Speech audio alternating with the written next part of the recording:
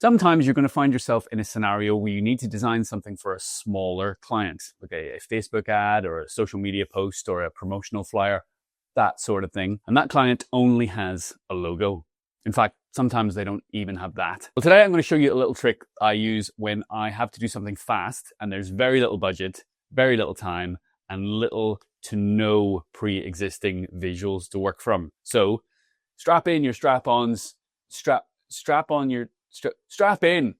Let's go. I call this the claim to fame method, and I've split it into 4 simple steps. Step 1 is to establish the personality. This is the personality that the brand wants to convey to their audience through whatever it is you're about to design for them. Step 2 is to then take that personality and match it to a character. This can be a character from fiction, from TV, or the movies. Step 3 is to use the visual language around that character as inspiration for your design. And then step 4 is to lean into that, either how lightly or heavily as you feel is appropriate. And that's it. But rather than walk you through each of these simply by talking, I'm going to create a fictional project and walk you through these step by step so you can see that I haven't completely lost my mind. I've just sort of temporarily misplaced it. I'm going to start by putting myself in a fictional scenario. Let's imagine it's the first day of a brand new project and I have been presented with an incredibly vague brief. In order to do this, I want to find myself a company to use as an example, and I want to think of an industry that's considered fairly dull because I don't want to make this easy for myself. I'm thinking like a health and safety consultancy is probably a good place to go. That's no shade on the health and safety consultants out there. It's just your industry isn't considered the most ass-grabbingly thrilling industry out there. So please accept my apology or send me hate mail in the post, whichever you prefer. Okay, so we're in Google and I'm going to look for health and safety consultants. And I'm going to do something highly controversial by scrolling all the way to the bottom and going to page 10. Somewhere I haven't been in a long time. All right, let's see what we've got. Safe Hands, health and safety consultants. I mean, that's a strong start. The original South Wales. Ice risk management. Let's leave that alone. Do you know what? No overthinking. Let's just go for the first one. Oh, actually, this is perfect. You can see that, again, no shade on these guys. This is not a criticism, but all I'm saying is you don't have a strong visual identity built up, and you might not even need one. This is exactly the kind of thing I wanted to find. There's no real interesting fonts going on. There's a very simple blue and this sort of pale cream color palette and usual sort of imagery you'd expect. There's nothing too exciting going on here. So I think we can work with this. They offer a load of services here, like training on fire safety, environmental spills, nail gun safety. So we'll pick one of those to do a kind of an ad around. So now that we've got the business we're going to work with, we don't have an awful lot to go on. There's no strong visual language there to help us design an ad for them. So this is where we go to step 1, establish a personality. We need to ask them how they want to be perceived by their target audience. Get them to think of their business as a person, and it's walking into a room at a party. How would that person, business, want to be remembered the day after that party by the people who met them? Would they want to be thought of as quirky and charming, or stylish and sophisticated, maybe rugged and reliable? You're looking for 2 to 3 personality traits here that you can then build off of, but get them to think of their business as a person at a party and how they'd want to be remembered. I'm going to imagine that the fine folks at Safe Hands Health and Safety Consultancy want to be thought of as fun and trustworthy. But what the hell do I do with that information? How do I take those personality traits and turn them into a visual language that the client will not only relate with, but the customer will too? And the best way that I have found to do this is to find those personality traits in something they'll already be familiar with. And that familiarity tends to come from the world of movies. Now stay with me. As we move on to step 2, match the personality to a character. Now I want to find some well-known movie characters who are perceived as matching the traits that they want to convey in their personality. In this case, fun and trustworthy. In order to do that, we are going to use some AI. I have got Google Gemini in front of me and I'm just going to type out, I'm looking for examples of characters from movies who embody the following traits: fun and trustworthy. Can you give me a list of movies where the main character is the perfect representation of these personality traits? I'm going to correct that spelling because that'll annoy me. All right, who've we got? Ferris Bueller, Mary Poppins, Woody from Toy Story. Do you know what? Woody from Toy Story is actually a great shout. He does perfectly embody both of those things. So you know what? Rather than think about this too much, I am going to run with Woody from Toy Story. Okay, so we've got our personality. We know the character that best suits that personality. Now we move on to step 3, which is use the visual language from that character as inspiration. If you search the visual identity of Toy Story, you'll start seeing loads of images of the logos from the film, posters, artwork, mood boards other people have created. You can start building a picture of what the world looks like. But I'm going to start by grabbing an image from Toy Story and matching the color. I really like this one. So I'm going to drag that off and save it. Then I'm going to go to the Coolors image picker. I'll drag in my image and you'll see it will instantly create a color palette out of it. I've got blacks, yellows, blues, whites.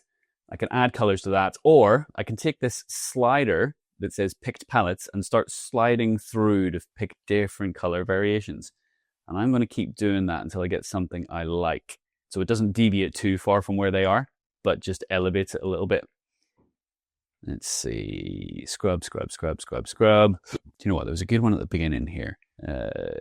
Yeah, that's the one. Do you know what? I've got yellow, I've got the blue. There's a nice little mix here that I can create something pretty slick with.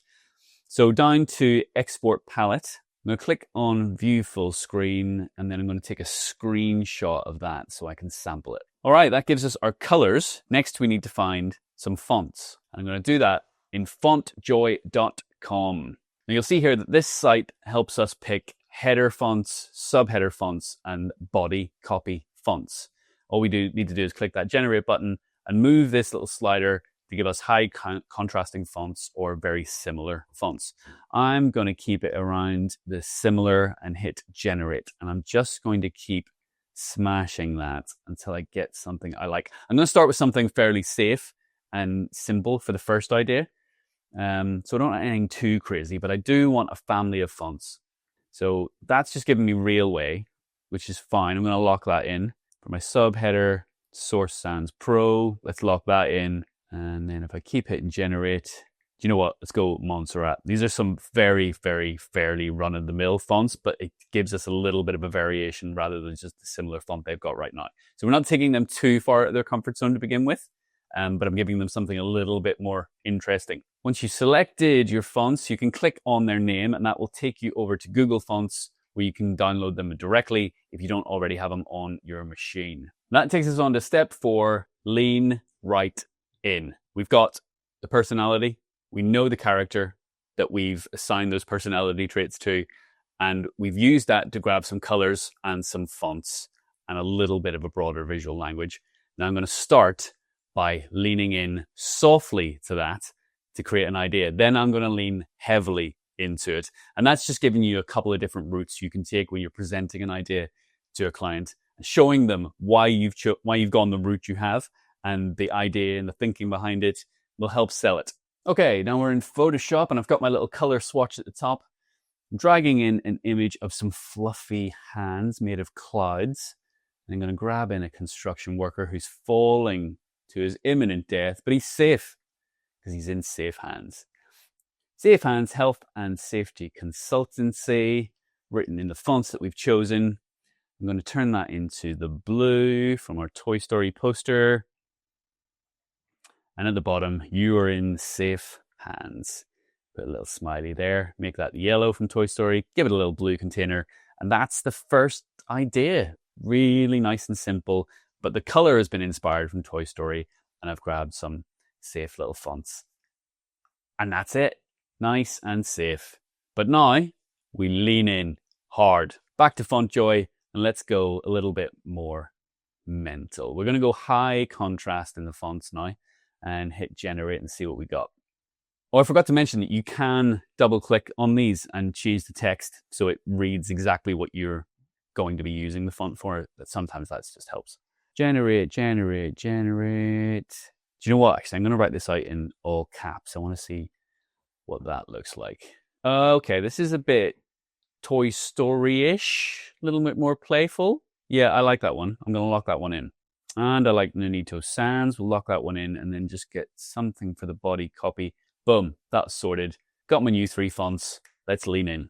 Now we're going to go back into Photoshop, and this next ad I'm going to create for their nail safety training.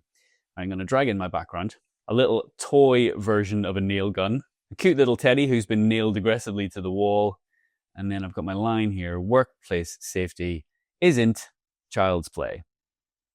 Lean that right into the Toy Story thing. I want to make that look as if it's written on the wall. So I'm just distorting that. Give that our blue color. Going to show a little nail flying through the air. So I'm going to grab one and apply a little bit of motion blur to that. Show it flying into his cute wee face. And then we'll follow up that line. Workplace safety isn't child's play, but you can nail it with our consultancy. And then with Safe Hands Health and Safety Consultancy at the bottom. I also want to give this gun a little kiddie's toy name. Naily seems to do the trick.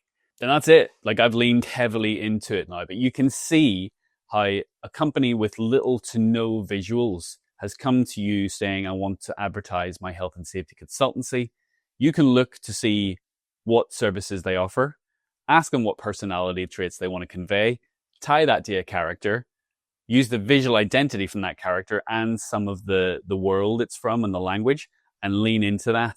And it takes you from having absolutely nothing to something like this. Can be a useful route to go when, as I say, you've got nothing to work from, no ideas. You're starting with little to no time or little to no budget. This can be a place, this can be an idea to just get you somewhere really, really quickly. And finally, for my own amusement, let's imagine they had an ad for a job vacancy.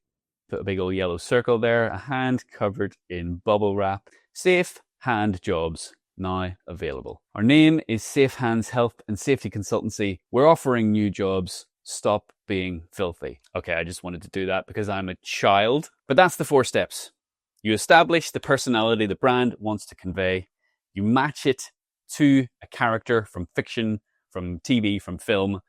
You take the visual language as inspiration directly from that character or from the world that they're in.